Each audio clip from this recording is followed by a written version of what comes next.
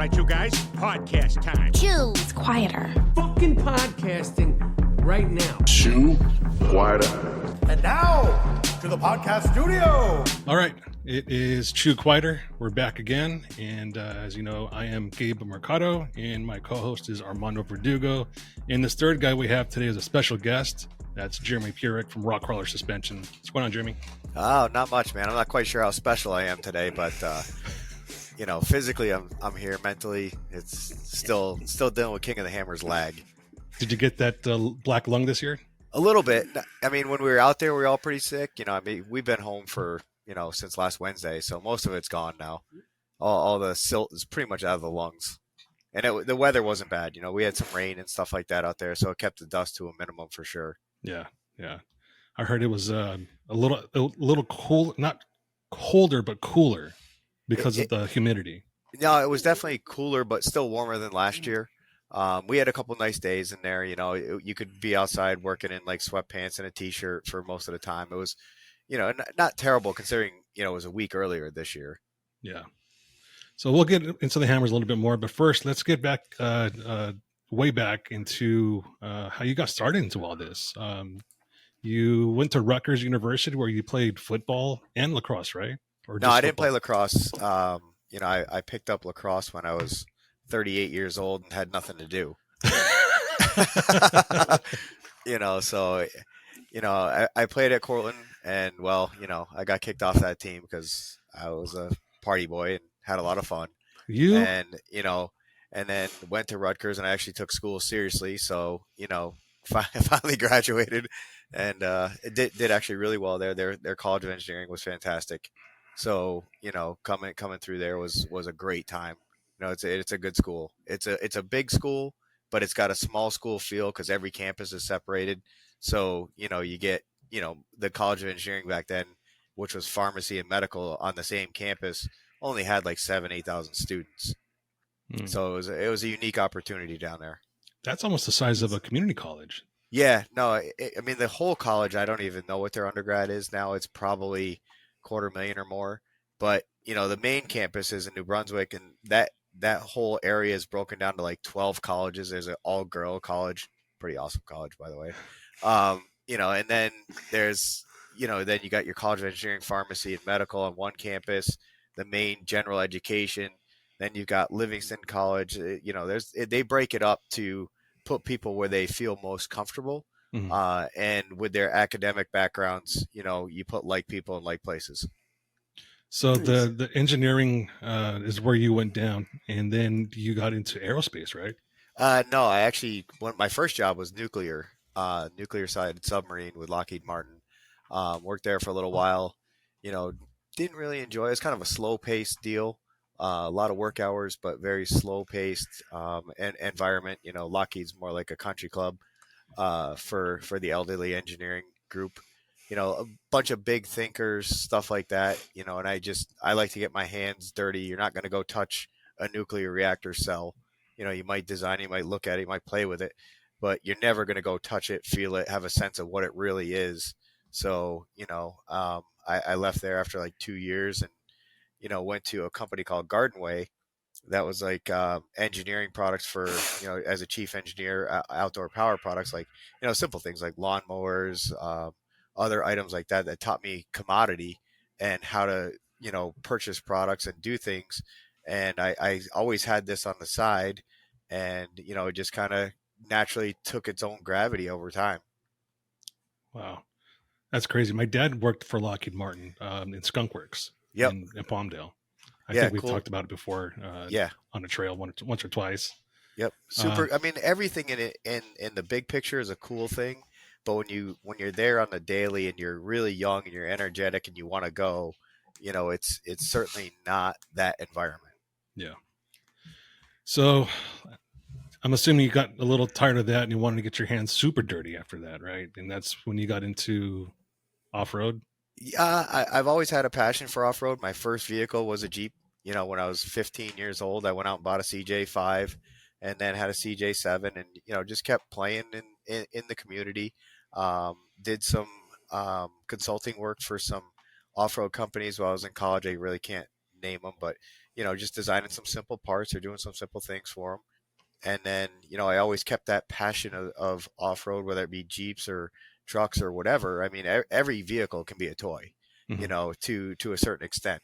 So, having the dual purpose of a daily driver, weekend vehicle, or just a big toy is kind of, what we try to achieve. So how did RK start? Myself and a gentleman named Varick Stringham had started the company after, we got done. We didn't do all that great when we first started. We had, all kinds of issues. So just being quite frank and honest, whether it be sourcing or, customer service or whatever. And then, Terrence Barton is the other shareholder of the corporation with myself. And, he came in, kind of gave us some guidance. His dad is a super smart guy.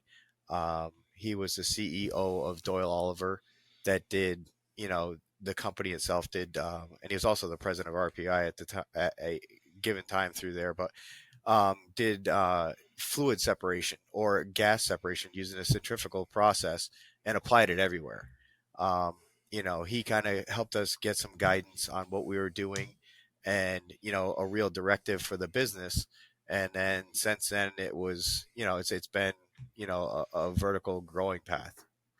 Even Armando helps us out a lot. He's seeing what we're doing right now, seeing some transitions in the industry and helping us get some guidance on that side as well. What exactly are you doing, Armando? Just some of the marketing side of it, a lot of the digital advertising, some other super secret stuff. I'm not sure what I can say. Yeah, we're supposed to have a meeting this week, but I've been so busy trying to get unburied. We'll get that done probably Thursday or Friday, Armando. But no, it's the industry as a whole keeps evolving, and we either try to stay with it or stay ahead of it with what we're doing with products. Coming out with service-free stuff that we tested with Gerald and the Savvy crew, in the Gladiator 3-4 years ago, maybe even 5 years ago, and we started developing it to put it through its paces, has really set a different trajectory for the company versus being that hardcore enthusiast only company trying to make things as crazy as possible, but you still see us doing a lot of crazy stuff. I mean, we dominate the stock class in Ultra 4 because all of our parts are proven there and they can take it. I mean, it's what we do. It's our back end nature, and applying that to a little bit more consumer friendly side with the service free high ability stuff has also done quite a few things for the business. Yeah. So at what point? Go ahead. Sorry. Yeah, and there's some cool stuff happening that will change some of the perception of what Rock Krawler is long term. That I'm not going to divulge a lot of it, but there's some really cool stuff, and I'm getting to see it, and it's it's exciting stuff. Being, JP and I have known each other for quite some time now. Even like back to my rigid days, it was a come across when I worked with Damon and when Poison Spider and Larry and all those guys were all in that huge scene. It goes back to those days and seeing the growth and change of Rock Krawler from being this hardcore off-road to getting into the pure performance side, which is now being rolled back into the Rock Krawler brand and the truck and the HD truck. So my Ram has been running Rock Krawler kit for a year and a half now, and we got some new stuff coming up that I've been testing, and some new stuff coming that I will be testing, just to kind of round out and get Rock Krawler into a whole different level and get it to be more of an everyday consumer type of product too. Is going to be exciting. Yep. Everything is, going in a certain trajectory. I mean, even the new Bronco stuff, obviously we were known for Jeep parts. When we started, we were more of just a kind of a badass hard parts company, that made parts that just won't die. They're not going to physically break on you. You can put it in your car, just pound it in the ground. Obviously we'll warranty if you do, but the likelihood of that happening is very slim to none. To a full suspension tuning company where, having the utmost in ride quality, on-road handling and performance, is at the forefront of what we do. And then we combine that with our back end nature of our hardcore parts to make a complete full system for people that can go from start to finish with us. They can upgrade, they can go wherever they want to go, whether it be currently obviously Ram, Super Duties, Jeep applications. We cover all the Wrangler platforms all the way back to 1987 with the YJ. And, we're doing really well, and we're making a lot of noise in the Bronco community now too, that we started releasing our higher ended products. So that was one reason why I started using your product long time ago. I don't know if you remember me bugging you for sponsorship way back when, but Yep. that must have been around 2013. I think it was even before that. Maybe. Yeah, probably 12 or something. I think we did like the Trail Gunner kit for you in like 13 or 14 in your JK. And before that, you were on a mid-arm kit, and then we got to know each other. I mean, we're old school. We like the personal relationship, so we try to get to know people first. I had seen you at Easter Jeep and some other things, and we hung out for a while. Same as Armando, the guy's kind of a salt of the earth, old school guy. Been in the industry for a while. Damon, we still work with them. Larry and I still talk. We keep the relationships that we forge for a lifetime. And never turn our back on somebody unless they have to do something really, really bad for us to, get a little aggressive with them and say it's over. Yeah. Well, the main reason why I wanted RK was because I saw what other people are running hard and noticing that nothing was breaking. And I was like, well, I want to run hard too. I want to beat the shit out of it and not have to worry about getting towed home from the trail. Yeah. And you guys had some nasty stuff in Colorado. I mean, we're actually planning a trip back there this summer. Nice. For like the 4th of July week for Independence, Carnage Canyon, Holy Cross, get into some real aggressive stuff, and go have some fun. What would you say is your flagship product right now? I mean, obviously by sales volume, you look at JL, JT, then JK. JK is starting to dwindle down a little bit, not much there. It's just a little bit lower than JL is.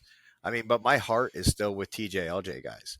I mean, we went back and redid the long arm kits. We, when Bob gets the website up to date, you'll see all the new X2 flat belly long arm on there.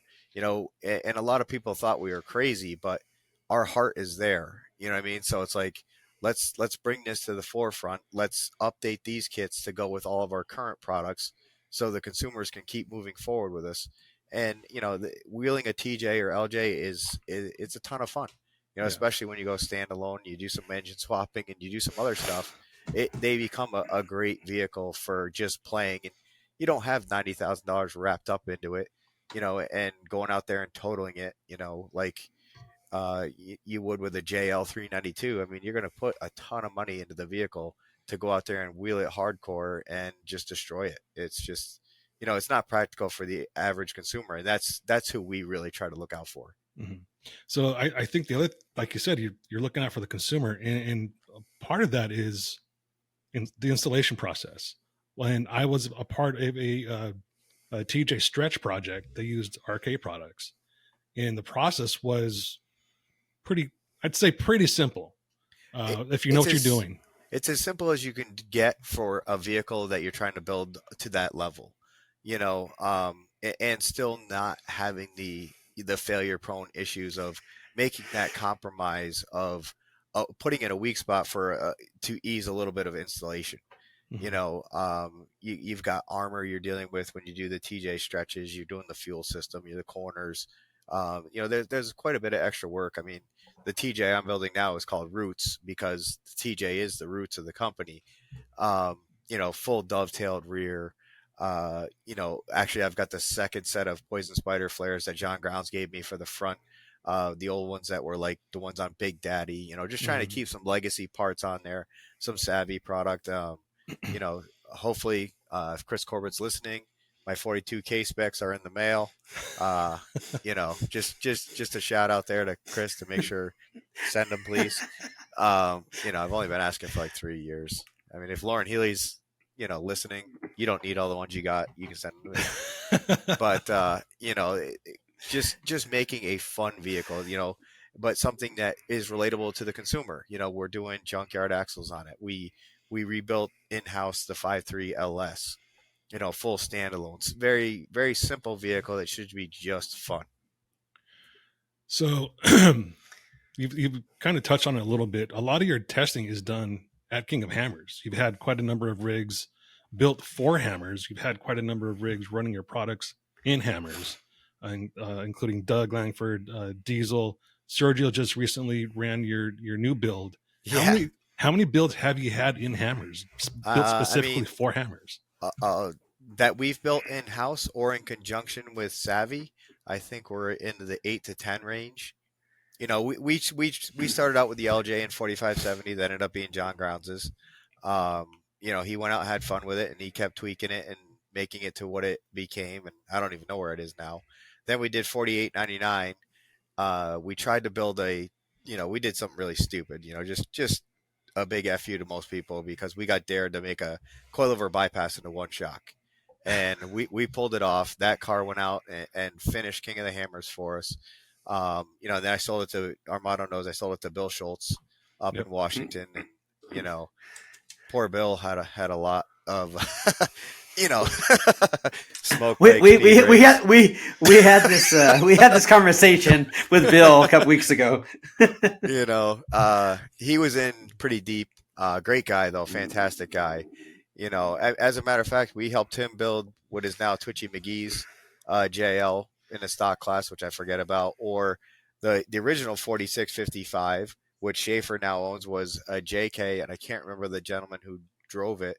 Vince Blass with Bill Schultz. All running all off the shelf stuff that it can translate right to the general consumer's vehicles. That's actually how we tested our original JL long arm mounts, was in Bill's 2-door for King of the Hammers. When we took like 2 years off before we started the 392 with Scott Bloom and the folks at Jeep,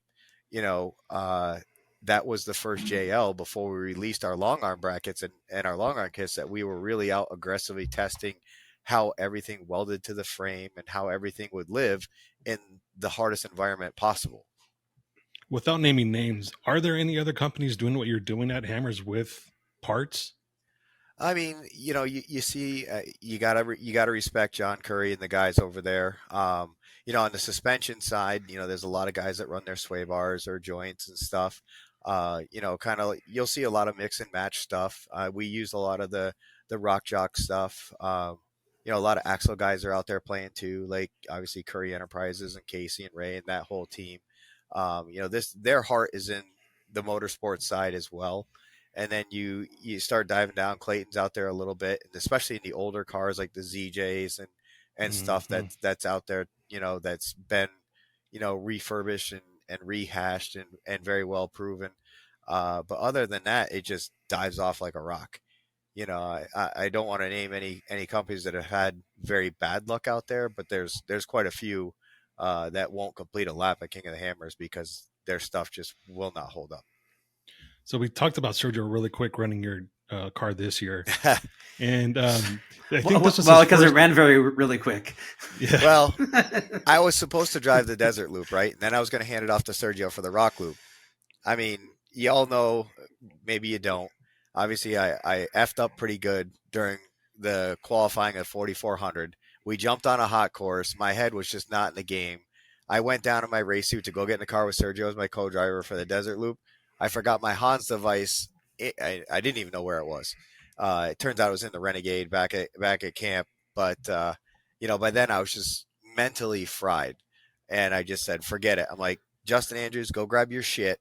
Get in the passenger seat. Sergio, take the wheel. Because at that point in time, he had more miles in the car than I did. He only did the qualifying course. Mm-hmm. All I got to do was drive it, balance the brakes out and stuff. And Sergio did a great job. I mean, by coming to the end of lap 1, he was up in second place. He was killing it. The car, once we get all the bugs worked out of it and stuff, electrically, and a good shock tune in the rear, that car is going to do some things. What do you think his thoughts? Well, maybe you asked him, but what do you think his thoughts were not driving a car with BFGs? I mean, obviously Sergio's a big BFG guy, but he was super happy with the Nittos. I mean, there's no reason not to be. Those are your two top tier companies in the tire industry, currently for sure. But I did a little quick video of the tires after the race when he got done. They look like they were brand new. One lap down through the hammers, and those tires were perfect. He did a great job conserving the car, doing what needs to happen. He just. I still haven't even got it out of the trailer yet because I just don't want to look at it. But it's nothing that happened with anything that went on the car. It's just a phantom issue that happened with the vehicle, with the environment it was in, probably it's still everything. Yeah, it's aggravating, but you can't blame anything that was done to the car or we can blame or Scott put on the car. We 100% we're blaming Scott. I can't even blame Scott. We 100% blame him for everything. I know, but the poor guy takes a lot. And today's not his day. I mean,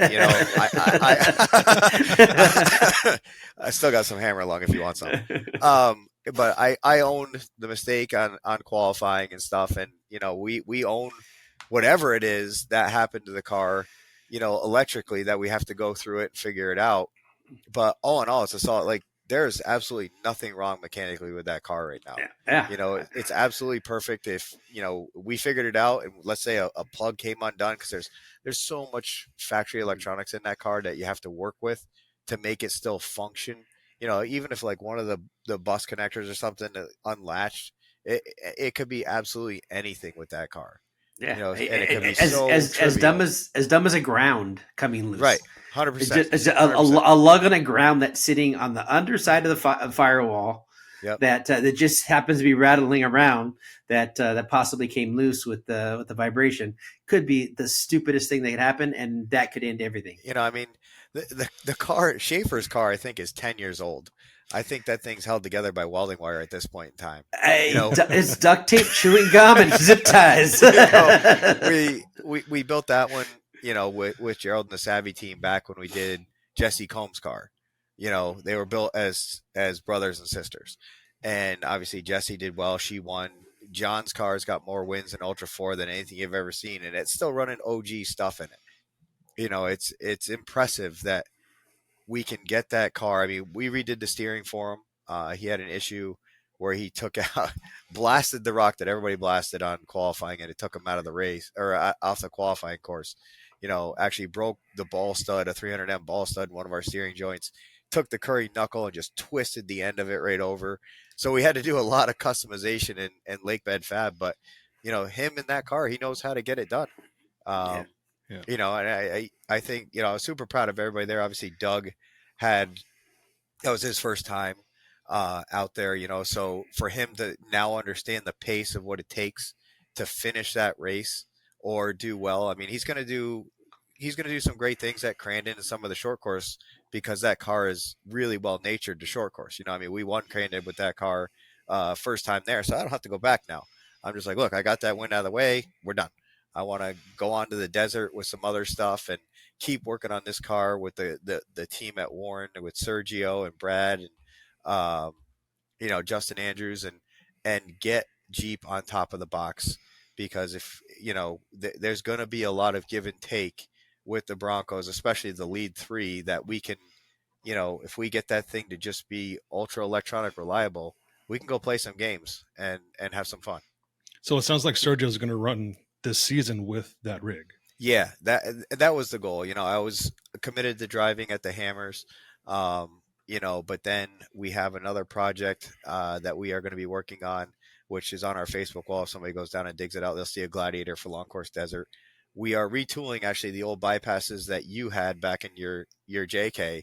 We have revamped the 2 5/8 and 3 1/4 bypasses, retooled them. We're dropping in new machines to bring them back and make them a more, race product instead of what they were, which was a consumer shock. And it's going to help in both directions, on the consumer side and the race side. This car, one of the new things we tested was coolers on our shocks. We ran recirculating reservoirs for the coolers, and the shocks were in great shape when he got done lap one. We never had any heat issue. John Williams won the Mint 400 last year with his JL with our shocks in it. And then he said he had a little bit of heat issues at Havasu at the Nationals. It was a little warmer, a little bit sharper bumps and stuff. So, we were like, okay, cool. Let's go try some coolers and see how our shocks do in this application. So, that was one of the new things that's in this car that we're testing. That's pretty wild. Yeah, That's a lot of testing. That's a lot of testing just for consumers' purposes. But you're not aiming just for consumers, right? I mean, you want these guys that are running these courses to run your stuff too. Absolutely. Especially, currently if they're in the Jeep applications, the Broncos, they've got a very good formula for the top 3 Broncos already built, whether that's, Quinn's products and then gutting the entire front end and basically putting a trophy truck front end in front of it, that, they're playing to the rules. There's no reason to complain, but that's what they get to do. So, on our level, we have to beat them with a off-the-shelf vehicle and more readily available parts that you can slap together in your garage if you want to. And we want to help those people out, like Send It Ruby. She's on our coils and we're trying to help her dial in her shock program and stuff like that. We'll probably work with her on the shock side. The shock development and the knowledge that you gain in the desert or off-road racing 100% translates down to the consumer level on all levels. And, so we'll have a good mix of all of it going out the door in the next couple of years. So really quick, how did the Savvy Armor do? Actually really good. On Turkey Claw, I know Sergio had punted Klein's pretty hard, and it barely put a dent in it. I don't even think it dented. I think it scratched it. I gotta get it back out. But with what Will, Jake, and Gerald are doing on the armor side for the newer models is pretty awesome. I mean, I'm a big fan of it. I always liked working with Gerald back before the other folks joined with him, and having the ability to just replace a skin or the outside surface of the bumper or the sliders or whatever, and keep the substructure. Because let's face it, we can all go out there wheeling. We're all going to have the potential to dent our bumper or scratch it pretty deep if you're pretty aggressive off-road. And so you can replace just part of it for a fraction of the cost is pretty cool in my opinion. So speaking of Jake, can you talk about his rollover and breaking his arm? His lack of talent moment. It happens. It was a new vehicle to him. That Pro R has got a lot of power, and he was in front of the camera, so he was probably smiling at the camera, waving, and caught himself off guard and just accidentally put his hand out on the outside of the roll cage. And he was super lucky though. I mean, because where it flopped over, it was in soft sand, so he just broke the middle index finger between your knuckle and your wrist. Instead of just smashing it on the rocks and having emergency surgeries and everything else. So he was quite fortunate, all considering what could have happened. Yeah, it kind of sucks for him because he just had shoulder surgery not long ago, and he just got over that. So. Yeah, just got out of that brace. Listen, we both like our orthos. They got to make a living too. I'm on like number 12 when I go in next, so we got to keep them busy, keep them on their toes. So is this really your last hammers, or is it just your last hammers for a while? It's certainly for a little while. I mean, if I go back out, I'm going to go run the Desert Challenge portion of the hammers, because I go out there to learn and develop product. I'm not a racer like an Eric Miller or a Lauren Healy or a Casey Curry. And that's why, honestly, putting Sergio in the car, it's a great fit. He feels at home in that vehicle. Him and Justin, or him and Brad, or him and his brother. His brother's awesome. Being in that car, it's a tremendous fit and a great relationship between Rock Krawler and Warren, and obviously Factor 55. So let's switch gears a little bit and kind of talk about the state of off-road. It seems right now that it's more along the commercial side than it has been in the past, with more of a purist or traditionalist style of off-roading. It's become a little bit more of a pavement princess type thing with ducks and Instagram, people just wanting to have that, that clout without actually gaining clout by wheeling. Right. Now that's just a perception, but I'm not really deep in it like you are. What's your take?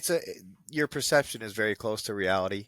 You know, there's a lot of people that are on YouTube and stuff like that they want stuff for free because they're going to go out and film some videos and stuff like that. But we have the tendency to really work with the people that are still purists. You know, kind of like the same way we worked with you guys back in the day, even to the present time. You know, we want to see the people that truly enjoy it, or the people that will go out and push our products to the limits of racing and other applications to help us develop. And not, you know, if they're not the biggest social following, but they are some great people and are getting out there and trying to do things that are, you know, legendary, or, you know, something to strive for besides just, hey, look at me, I'm on YouTube, you know, or I've got a social following of X, Y, and Z. You know, we tend to gravitate towards that community more so than, you know, the look at me community. And you're kind of developing some stuff for overlanding too. Do you think Yep. that is a natural transition for people getting older, or is this just another adaptation of what people can do? I think it's an adaptation of what people can do. You know, I think during COVID, people were so locked up at their homes and stuff that getting out and adventuring is a large market segment. I think it's shrinking now. I mean, we've obviously, I feel we missed the peak of it, but there's certain vehicles that we are playing with that certainly lend themselves very well to the overland community. The Gladiator, which is, you know, we tested it in a very different environment. We tested it as a chase vehicle for our race team with the air ride rear, self-leveling and stuff like that, which will work great for the overland community as well. You know, it doesn't matter if you chock it full of garbage, put all your stuff in the back, put a tent on top, then add a trailer to the bumper and load it up. That vehicle is going to sit exactly where you tell it to sit and ride. You know, the airbags will make up for the changes in load with the sensors. We're working with AccuAir on that rear assembly. We're super happy with it as far as being a chase vehicle, and knowing what it can do for the overland community is fantastic for those people trying to get into this marketplace and that want ultra durable products so they can go and venture 500 miles off the grid and not have to worry about a problem. Where do you see EV fitting into the future of off-roading? I don't know.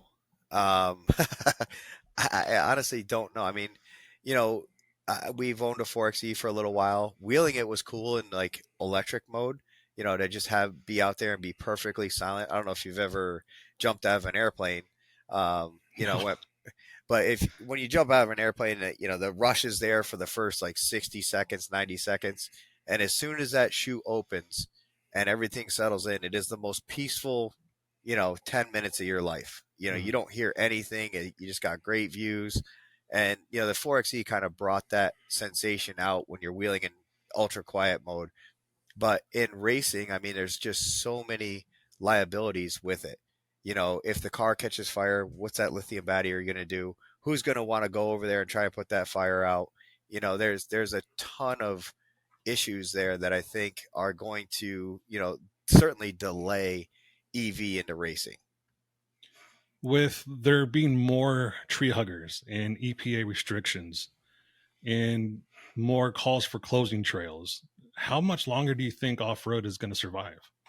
I think you're always going to have your off-road enthusiasts. You know, where we can go, what we can do might be changing. I mean, you've seen a big shift from, you know, Moab to Sand Hollow, and what happens with Sand Hollow, you know, with the town of legislation. Obviously, that's going to take its time, and we'll all see what happens. But there's other great areas. There's tons of private parks. You know, over here, the rumor mill is Paragon's going to reopen, which is a fantastic park. You got Roush Creek. You got all kinds of places you can go play. You know, sometimes you might want to you might have to travel a little further than you're used to, but you know, there's other lands out there too that people just don't go to that are your trail system in Colorado. Mm-hmm. Absolutely fantastic trail system. You know, you got Las Cruces, you got Farmington. You can go up to like Cedar City. There's all kinds of places that are out there that people have forgotten that were back there in like 2000 through 2005, 6, very popular areas.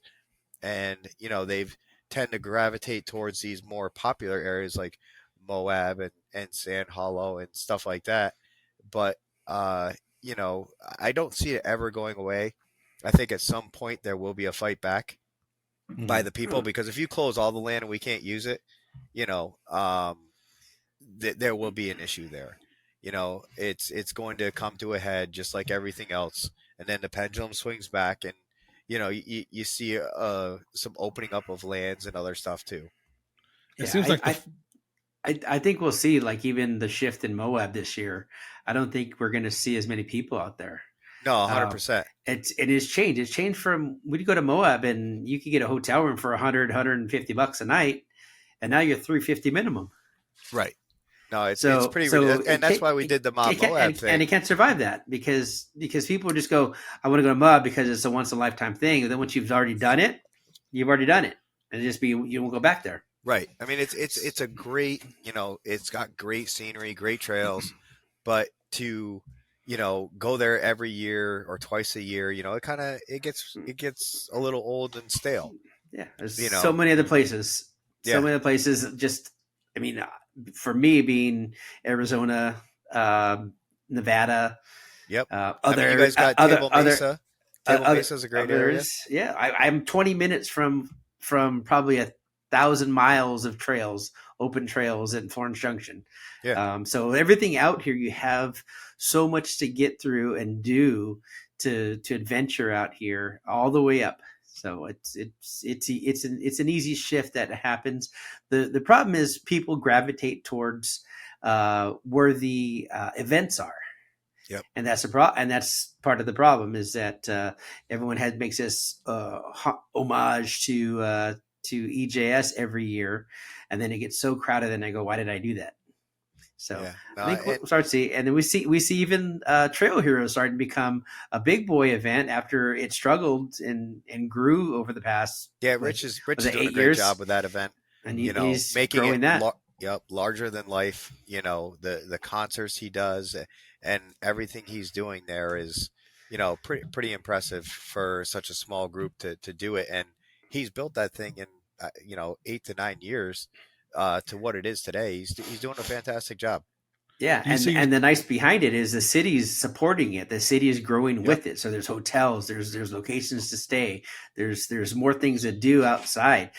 One of the reasons that Smoky Mountain is such a great event is that you can go Jeep during the day with the family and then take them out and go do all the bullshit around town, and that's what makes that such a great event or big event. Nope. But I mean, I think you'll see people starting to gravitate towards, Las Cruces and Farmington and some other trail systems as Moab gets squeezed. People are still going to go out. They're going to go someplace else. Moab is not the only place with red rock and sandstone in the United States. Even if we could ever wheel on the res in Arizona, that'd be fantastic. They've got some of the best trails ever. I'm like, hey, y'all complain that you're broke, but you have some cool shit here that we could use. So how about you open it up to us? It'd be pretty awesome.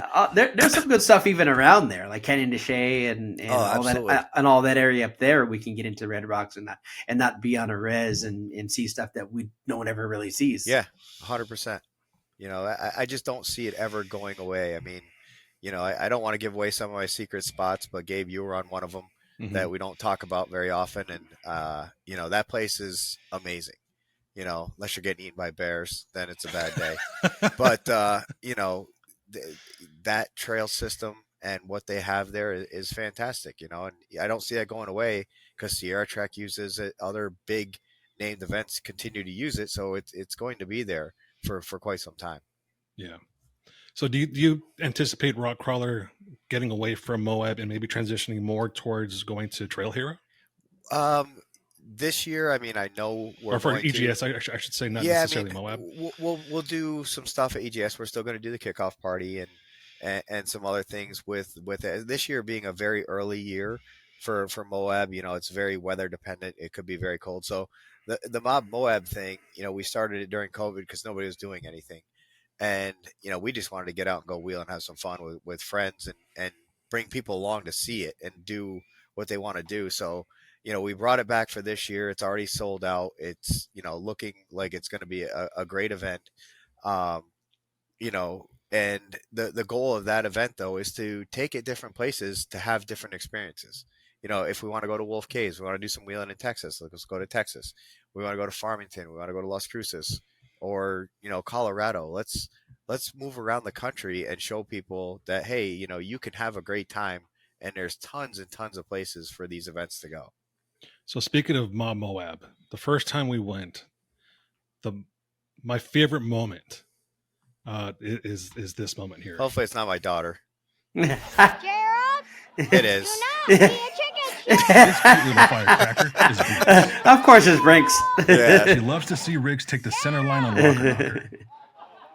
And so do I. Don't be a little chicken shit. Yeah. That was a very bad day. When I went to wake her up in the morning, I knew I was in for it because she didn't want to get out of bed. I was like, "Oh my God, today is going to be terrible," and that's the outcome. But she rides her horses that way too. She's That there to fire. win. Oh yeah, 100%. She's got that. She's got that fire. She is 100% on fire and just ready to go at every second. Well, she's got your blood and she's got the wife's blood, so it's just it's I fire didn't give water. anything to do with horses, dude. I honestly, you can draw my blood and test it. There's no horses in there. There's horsepower. My wife definitely has the horse gene in her.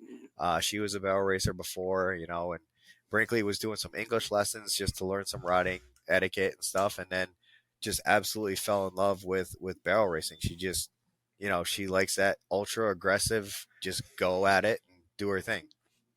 So I saw a recent photo you posted of her at a competition. She's gotten big. She's 13 now. Yeah, So she's growing up. they grow. We just don't.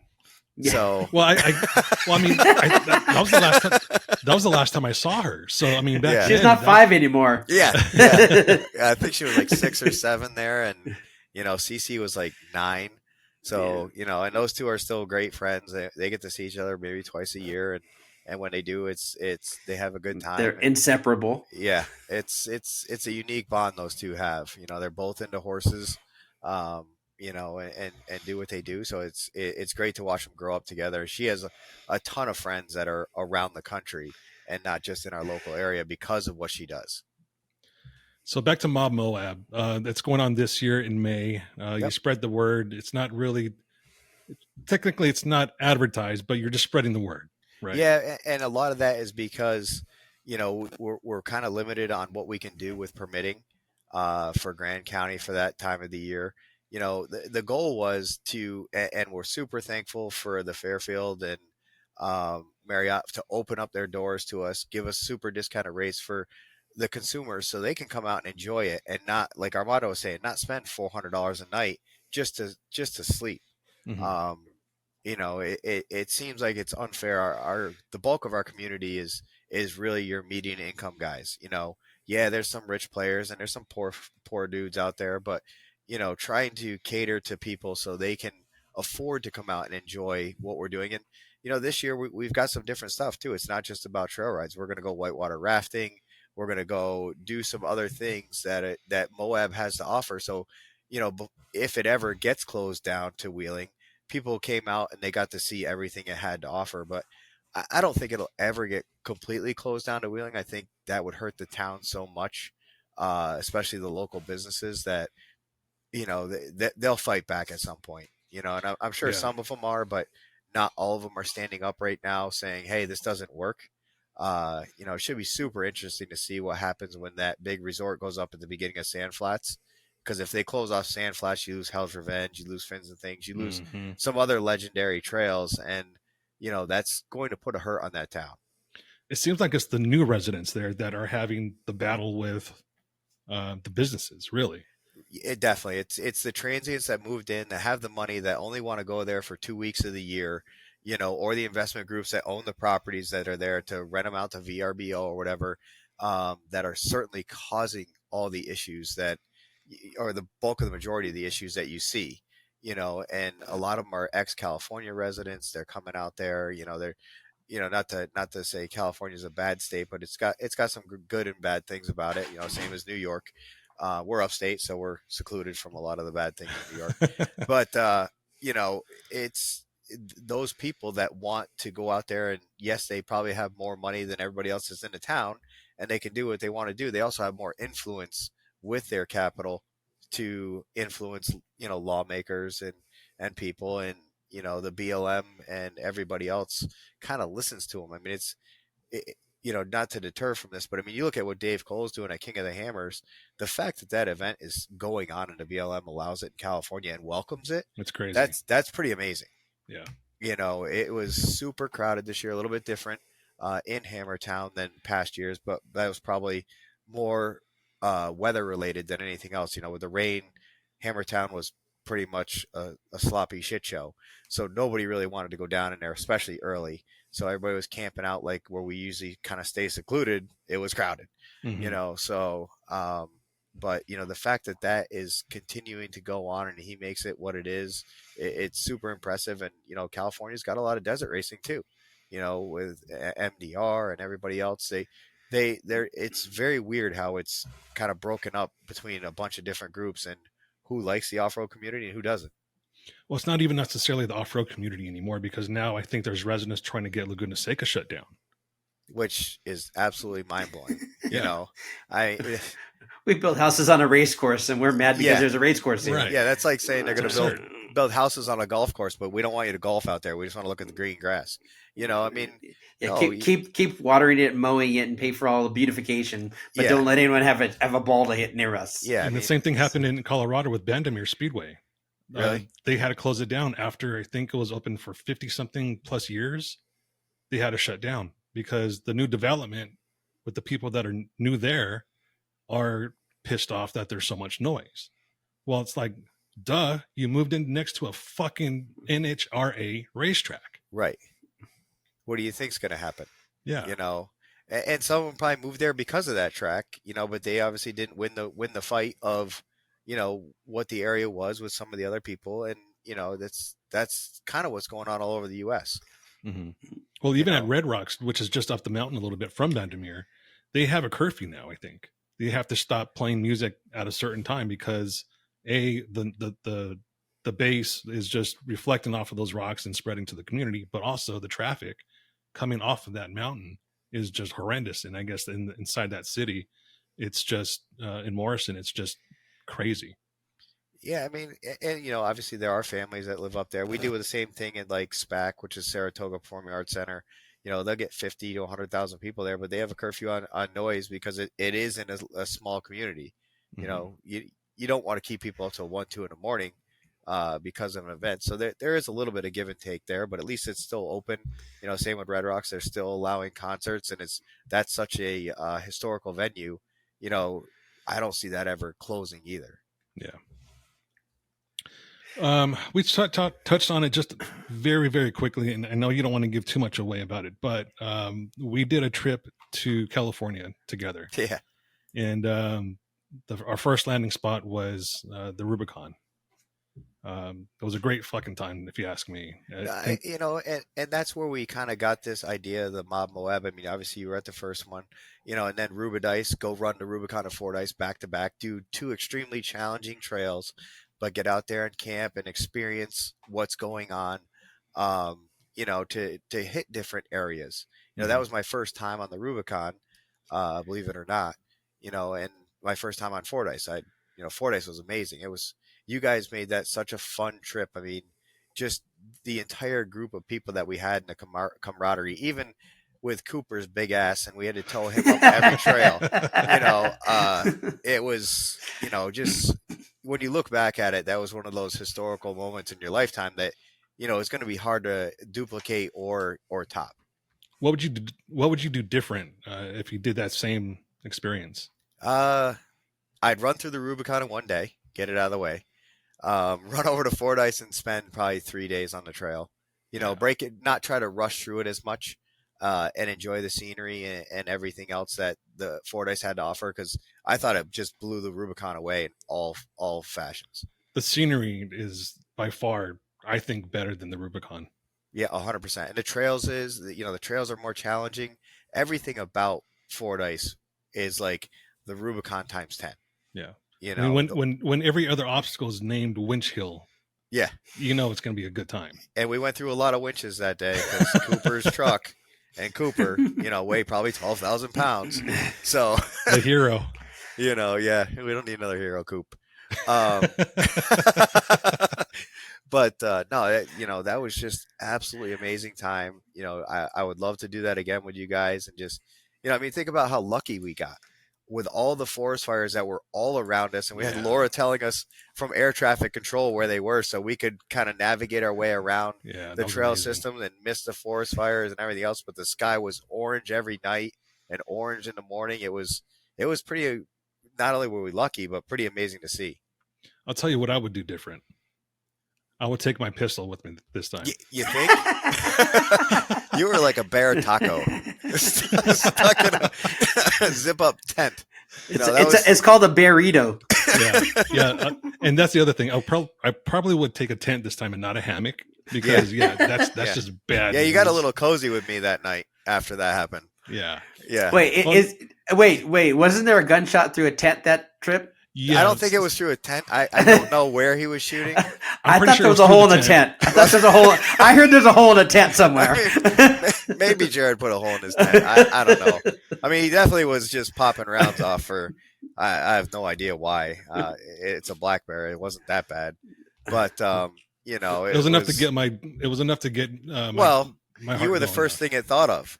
The first thing it went up to and smelled besides Jared's. What he had, he left his grease and his scottle stuff. Yeah, his scottle. It was great for him to cook for us. That was fantastic. But so people that are listening and aren't too aware of the story. So we're first night camping on Fordyce, and Jared is finished cooking for the night, and he just puts his cooking utensils only about 30, maybe 20 yards away from our campsite. And in the middle of the night, I hear like metal clinging against each other. And I'm thinking, that's weird. There's no wind, so I don't know what the hell that can be. So I heard it again, and I had my flashlight on me, and I shine it at the noise, and I just see these two eyes just glowing right at me. And I was like, oh, fuck. And I see it like take a step closer. I was like, oh, fuck, bear. It was so funny. I was like, don't wake me up, man. My shift pod was super comfortable. I just wanted to sleep. It was a great time. Man, honestly, if we could have captured that moment on film and got the cameras rolling, it would have been something right straight out of Blair Witch. Just complete stupidity happening, and it was, just so much fun to experience and, just be a part of it. Again, it was absolutely fantastic. The group of people, absolutely amazing time. Yeah, I'm so pissed I missed it. I wish I would have got that on camera, but I was too worried about self-preservation. Yeah, you were. I think, you're a little chicken. It's a black bear. The one time he worries about self-preservation. Every other time he just stands with the Jeep, like, just run me over. Yeah. A bear he's afraid of. Jeep, it's 4,000, 5,000 pound Jeep, no problem. Even on the Rubicon with Gerald and Tim Pellegrino, throwing rocks at the bear. I mean, Tim was naked. I don't even know what he was doing. But you're just like, the bear went right in the back of his Gladiator, just opened up everything it could, looking for food. I'm like, okay, this is how it is out here. I mean, the way Tim smells with patchouli and the aroma of marijuana and just crumbs in his face from food. Well, the bear probably ate some of the weed first. Yeah, and then went after snacks. Yeah, 100%. That's probably where they got the idea of cocaine bear from that night. But no, it was, just the events that happened that, the whole week was fantastic. Definitely would love to do that again sometime and get back out to Fordyce and just enjoy it. Yeah. So speaking of Cooper, we have an inside joke about hero songs because of Cooper. Oh, great. And so is he listening? Is there any way to tell if Coop's listening? He does. Hang on. It's not live. It's not live. Oh, okay. No. We'll tag him. We'll make sure he hears. Okay. But I know music is a big part of your experience while you're wheeling. Absolutely. We've talked about it many times, and we've enjoyed so many songs from it. In fact, you turned me on to Primus. Oh yeah, 100%. My Name is Mud has been a song and a bass solo kind of thing that has just always wowed me. So Armando and I have talked about it before on the show. some of the stuff that we listen to while we're wheeling. What's your favorite? What's your go-to when you're wheeling? I mean, I enjoy Five Finger Death Punch. I think their music's fantastic.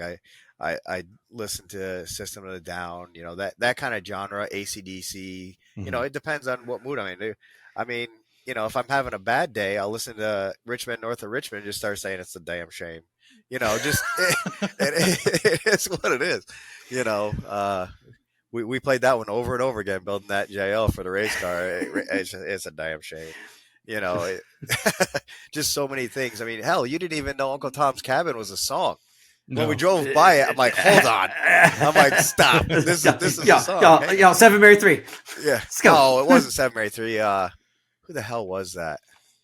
Skid Row, I think. Or was it Tom's Cabin? No, 7 Mary 3. No, hang on. Yeah, Google that shit, because it's like Skid Row or Long Hair Band did Uncle Tom's Cabin. Warrant. Maybe it's Warrant. Yeah, that's what it was, I think. I can't remember. I think it's Warrant. There's just so many songs that go through your head based on it's Warrant. Yeah. Based on I'm thinking time and place, or just an occasion. I've always liked music, and some of the shit's just funny, man. You're just like, this shit just can't happen, and then the song pops in your head about what's happening, and you're like, how'd this just happen? This is just so stupid, but it does, and it's it's absolutely fitting for everything that happens. It's just like you said, you started telling Cooper, don't be a hero. And then I think a hero song came on. And we played him Tina Turner. We that's don't what need it was. another hero. we don't need another hero. Yeah. Because it was so much work. I mean, I don't know if you remember, but that was the year I popped my hamstring off my butt.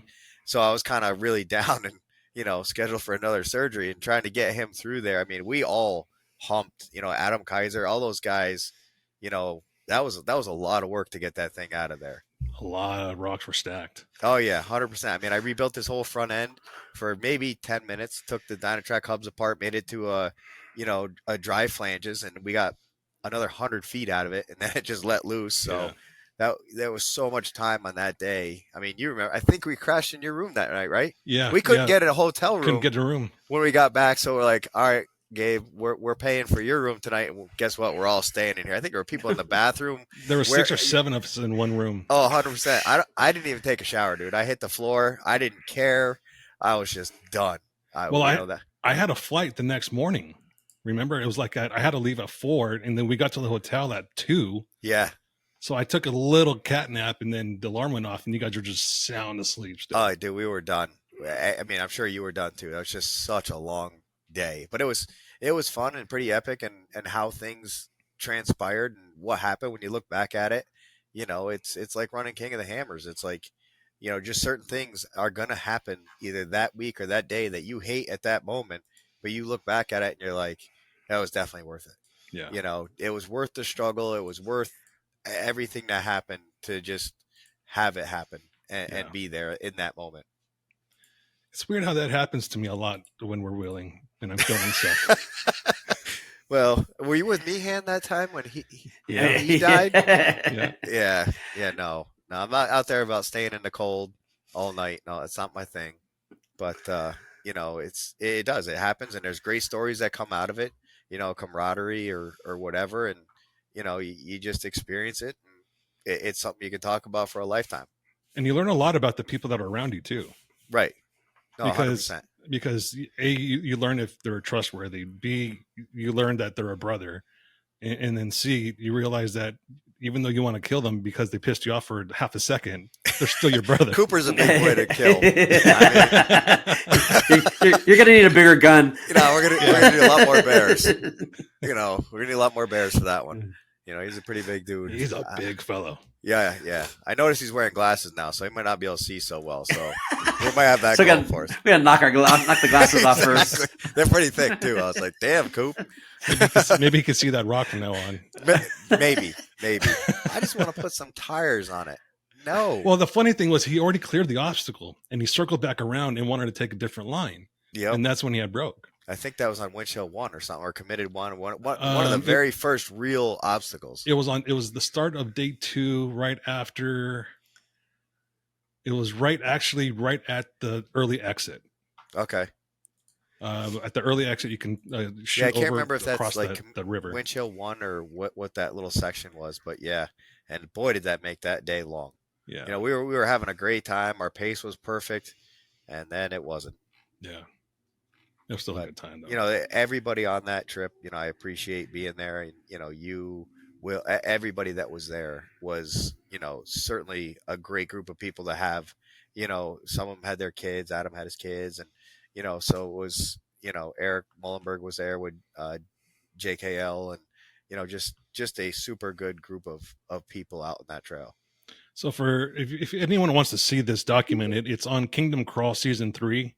Feel free to check it out. It's on YouTube. And pretty soon, I'm working on having Season 3 on Amazon Prime. Right now, you can see Season 2 of Kingdom Crawl on Amazon Prime, and as well as Very American cool. Crawlers. So very cool. Yeah, they were all fun events. You know, just good people, good camaraderie, good wheeling. You know, just very different type atmospheres for, you know, so people can actually watch and understand what wheeling's supposed to be. You know, is it really the YouTube guy that's, oh, look at me, look at what I got for free, and oh, this is the best because I got it for free? No, it's about that stuff where it's, you know, roots, people having a good time, challenging themselves, helping others at the same point in time. I mean, you've seen me on Pritchett. I mean, how many? The one year we came out for the kickoff party, I got out at like just in time to pay the bill. Yeah. And you guys didn't even save me any food, but we got 100 and something vehicles through there because nobody knew what they were doing, and we wouldn't leave them there. So we took our time and spotted everybody out because we know the trail, you know, and the bonds that you make with these people during that is, you know, something they'll never forget.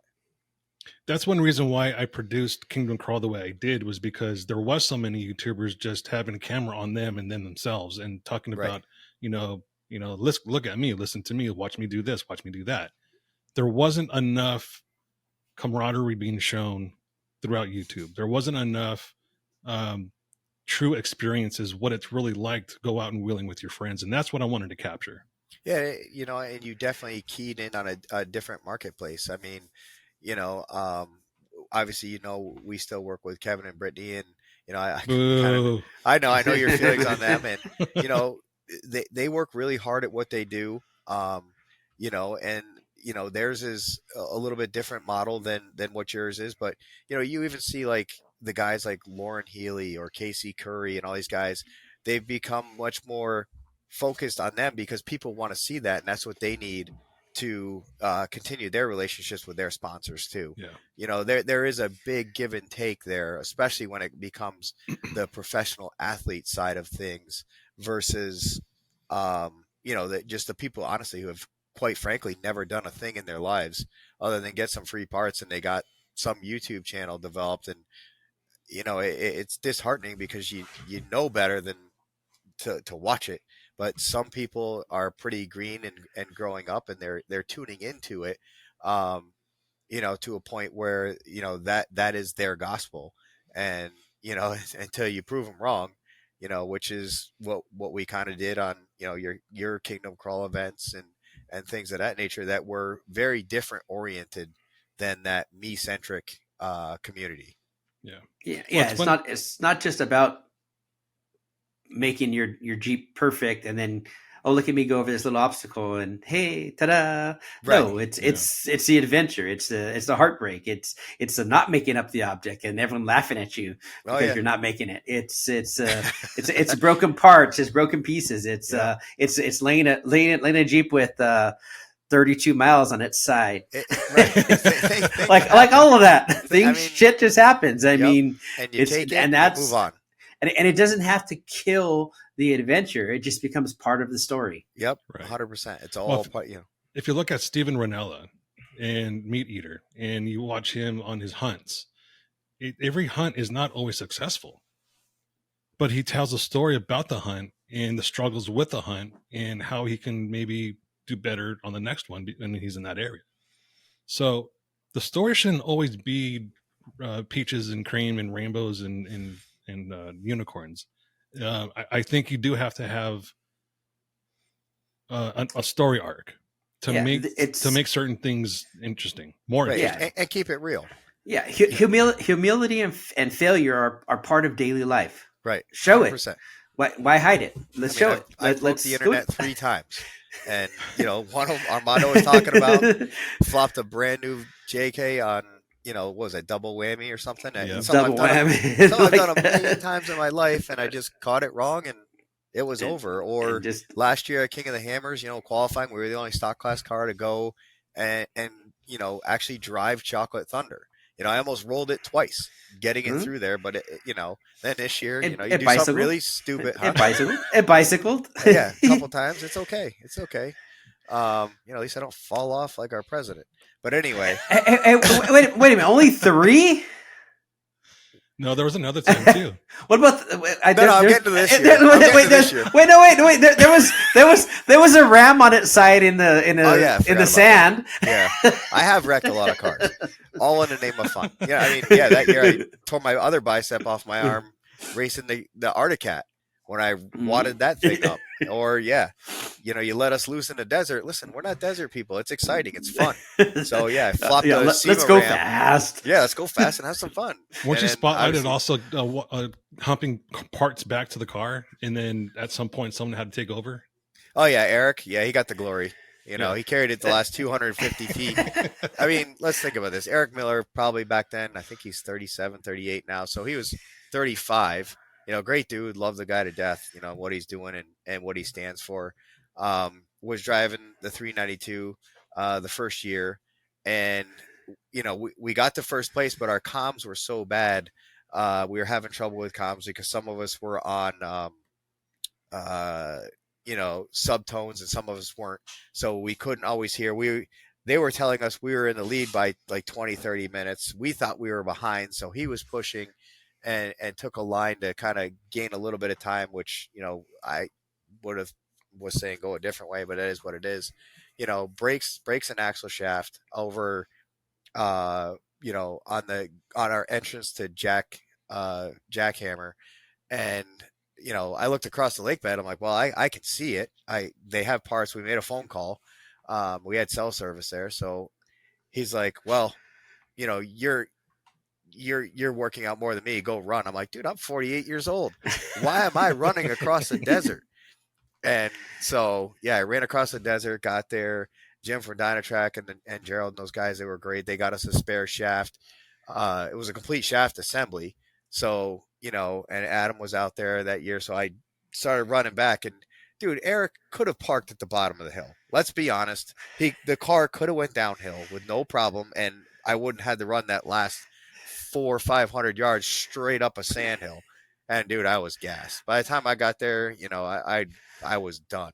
It was a tough day, but a great experience with Eric in the car. I learned a lot from him, about what we're doing. And, just, again, it's just one of those moments that you look back at it and you're like, God, we do dumb shit, but it might, the results might not be what you want, but the experience was well worth the reward. 100%. Yeah. So, even this year, I mean, you guys saw what we did. The whole internet did, jumping on a hot qualifying course, and all the tape was down. We thought we were doing everything right. I mean, and just to give a shout out to Casey Shearer, because he brought up a great point that we could have radioed into race ops and not just taken people's word for it, or not seeing the tape was down, or not seeing course workers,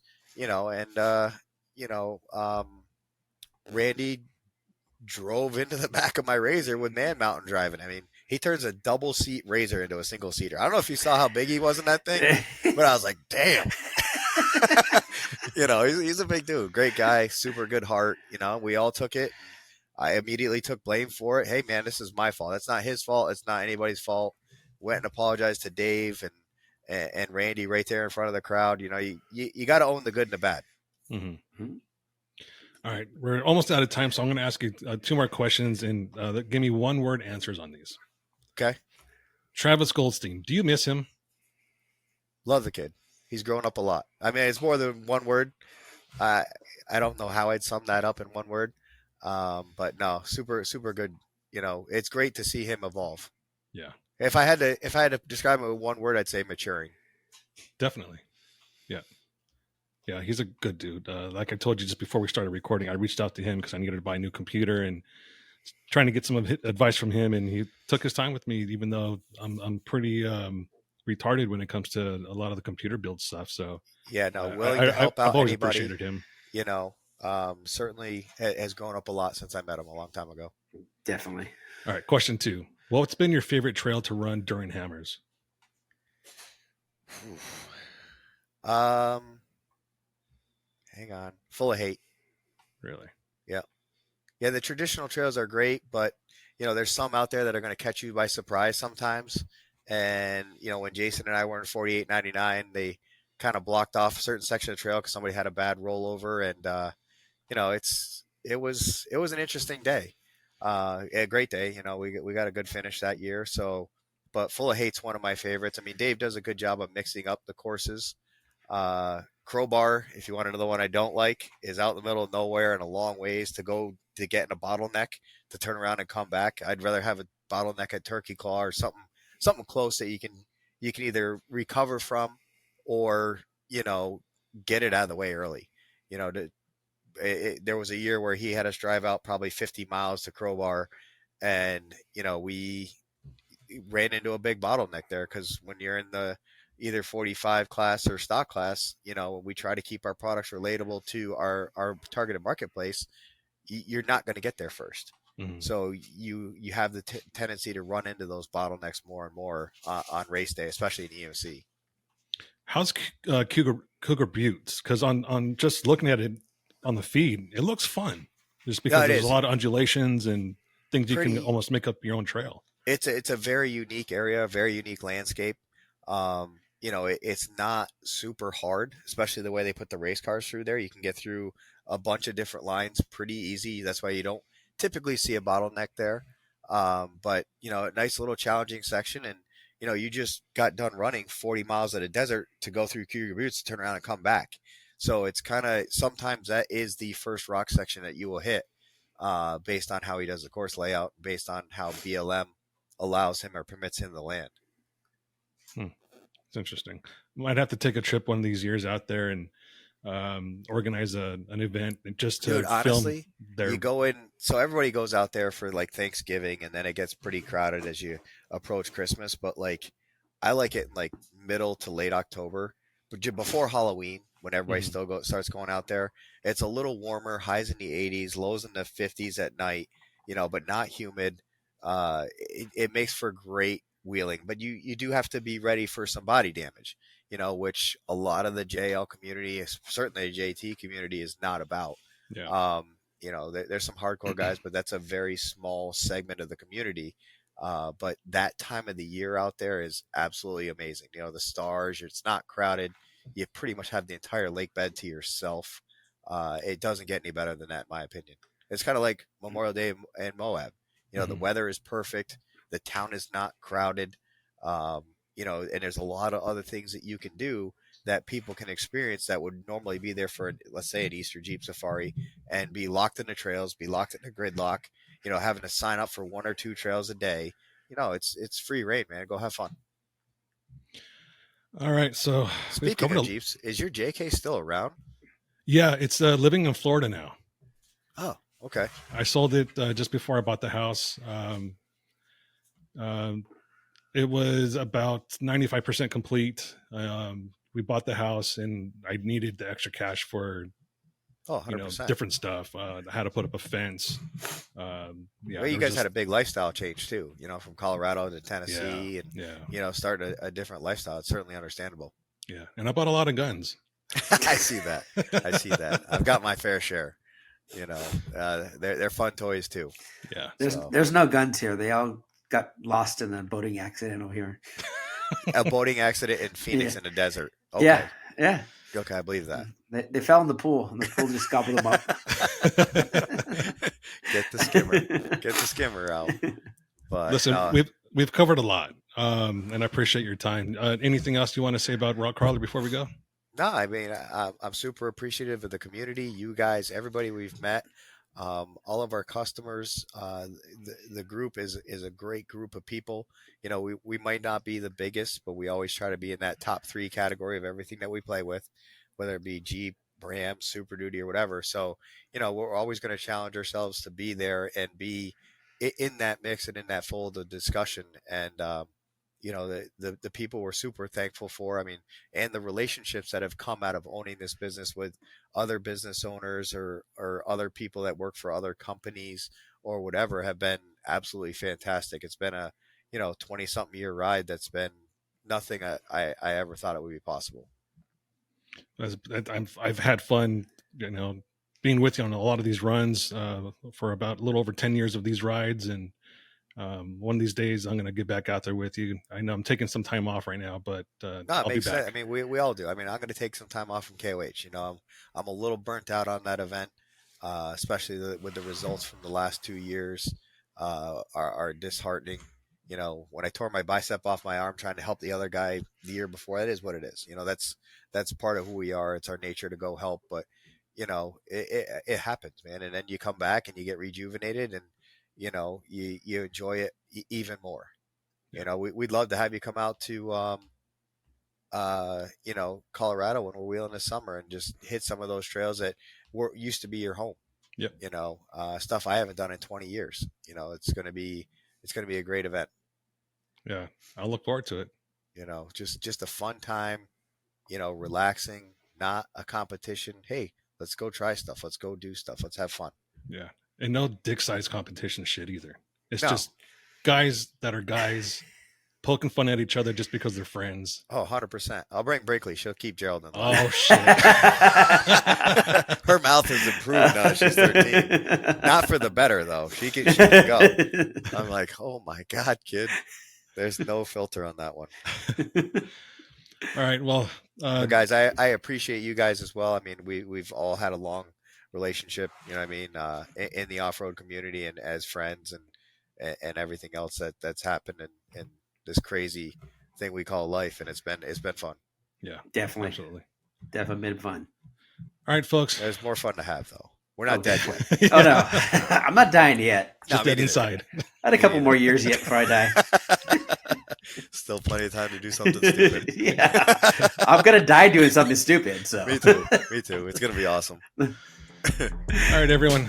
Thanks for listening. JP, Rock Krawler Suspension. Thanks for joining us. Oh, thank you guys. Armando, anything thanks else? everyone. Nah, we're good. Thanks, JP. Okay. Thanks, Gabe. We'll see you soon. Everyone. See you next week. Take care.